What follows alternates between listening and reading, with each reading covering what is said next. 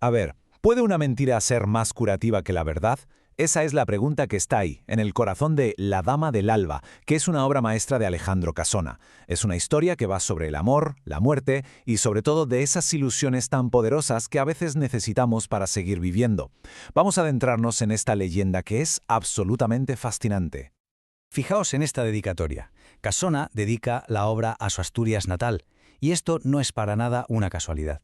Es que el paisaje, ese halo de misterio de la tierra, sus tradiciones, son un personaje más, un telón de fondo perfecto, donde lo real y lo fantástico se mezclan con una naturalidad asombrosa. Bueno, nuestro recorrido de hoy seguirá el viaje de esta familia. Un viaje que va desde un duelo que los tiene paralizados hasta una forma de sanación muy compleja. Y lo haremos a través de estos 5 momentos clave. Empezamos por el principio, por el problema central de la obra. Nos encontramos con una familia completamente congelada, como si el tiempo se hubiera detenido. Están asfixiados por el recuerdo de una hija, Angélica, que creen que se ahogó en el río hace ya 4 años. El ambiente en esa casa es opresivo. La madre ha echado las cortinas, ha prohibido a los niños incluso acercarse al río, su dolor se ha vuelto una obsesión que lo ha paralizado todo y ha convertido lo que era un hogar en una especie de mausoleo silencioso. Esta frase de la madre es que lo dice todo. Ilustra a la perfección cómo es su pena. Es un dolor inalcanzable, infinito, porque no tiene un cuerpo al que llorar, no tiene una tumba donde rezar. Es un duelo líquido, imposible de abrazar, de cerrar. Y aquí es donde la cosa se pone de verdad interesante, en el contraste.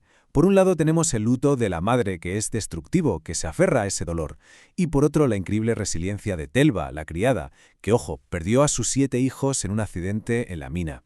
Telva representa la aceptación, un duelo que no te paraliza, sino que se integra en la vida. Y ahí está una de las grandes preguntas de la obra: ¿cómo se procesa el dolor para poder seguir adelante? Pues bien, en medio de toda esta quietud, de esta parálisis, ocurre algo que lo va a cambiar todo: la llegada de una visitante muy misteriosa en plena noche de tormenta. Su presencia inquieta desde el primer momento. Es una mujer guapísima, muy pálida, con una sonrisa tranquila, pero con una mirada que parece saberlo absolutamente todo. Trae consigo un aura de misterio que, claro, rompe por completo la monotonía de esa casa. El misterio se hace todavía más grande cuando la peregrina demuestra que conoce, con una precisión casi escalofriante, las tragedias que han ocurrido en el pueblo, como el día del accidente de la mina. A ver, está claro que no es una simple viajera que pasaba por allí. Y ahora sí, es el momento de desvelar quién es en realidad esta invitada, y con ella veremos cómo llegó un conflicto totalmente nuevo a la historia. La pregunta se queda ahí, flotando en el aire. La tensión en la casa se puede cortar.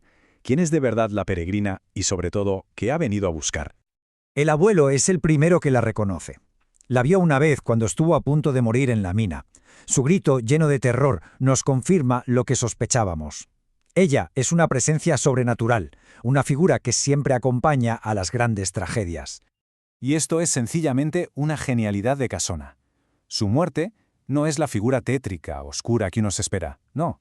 Es un ser complejo, casi humano. De hecho, ella misma dice que está condenada a matar siempre, sin poder nunca morir. Siente hasta una extraña ternura por los seres humanos.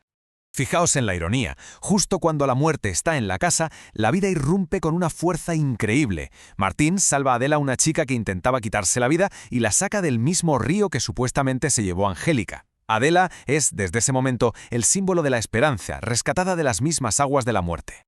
La peregrina, justo antes de irse, deja caer una profecía que te pone los pelos de punta.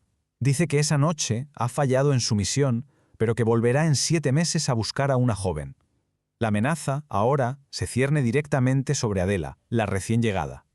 Ahora vamos a ver cómo la llegada de Adela lo transforma todo en la familia, pero también cómo crea un conflicto nuevo y muy doloroso. El tiempo va pasando, esos 7 meses, y con él la casa literalmente revive. Adela abre las ventanas, juega con los niños y poco a poco las risas vuelven a oírse. Y claro, con la llegada del verano pasa algo que era inevitable. Adela y Martín se enamoran. Y aquí es donde nace el nuevo dilema. El amor real, el amor presente y tangible que sienten ellos dos, choca de frente con el fantasma de Angélica, con ese recuerdo perfecto, intocable, que todos en la casa han estado venerando durante años. Y así llegamos al clímax de la obra, el momento en que la verdad por fin estalla y hay que tomar una decisión que lo va a cambiar absolutamente todo para siempre. Martín, que ya no puede más con esa mentira, le confiesa toda la verdad a Adela. La Angélica Santa, la mártir del río, nunca existió. La realidad es que fue una mujer que los abandonó a todos. Y ese secreto es lo que ha estado atormentando a Martín durante 4 largos años. Y justo cuando parece que la verdad los va a liberar, la obra nos da un último giro de guión. La verdadera Angélica, rota y derrotada por la vida, regresa esa misma noche para reclamar el hogar que abandonó. Su grito es el de alguien que lo ha perdido todo y vuelve a buscar las migajas. En ese momento, la peregrina, la muerte, se encuentra con Angélica y le ofrece una elección trascendental. Le dice: ¿puedes entrar, revelar la horrible verdad y destruir la nueva felicidad que ha encontrado esta familia? ¿O puedes aceptar una muerte digna, una muerte que convierta la leyenda que los ha sanado en una realidad? Y aquí llega el punto clave de todo. Angélica acepta la oferta. Se adentra en el río con la peregrina. A la mañana siguiente, la gente del pueblo encuentra su cuerpo, intacto, coronado de flores. El milagro se ha confirmado. La mentira piadosa se convierte en la verdad definitiva. Y esto le da por fin un cierre a la madre y libera a Martín y Adela para que puedan amarse.